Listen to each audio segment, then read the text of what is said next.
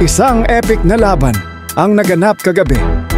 Warriors kontra Timberwolves. At syempre, si Steph Curry ang bida ng kwento natin.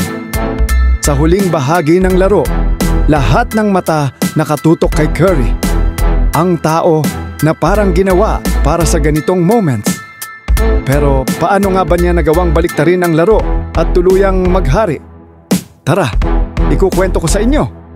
Ika-4 na quarter na, dikit ang laban. Ramdam mo ang tensyon sa bawat play.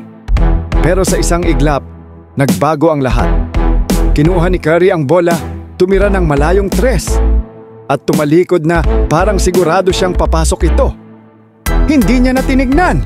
Ganito kakaiba si Curry. Isang taong hindi lang magaling, kundi puno ng kumpiyansa. Tingnan niyo ito. Pumasok ang tira at sumabog ang arena. Ang crowd parang nawalan ng ulirat. At si Curry, para bang sinasabi niyang, madali lang yan. Sino ba ang kayang gumawa ng ganito? Kaya siya ang pinakanakakabilib na player sa liga ngayon. Pero hindi lang yon ang highlight. Sa huling minuto ng laro, si Curry ang naging sandigan ng Warriors. Hindi lang 1 o 2 3. 13 puntos ang naitala niya sa clutch time.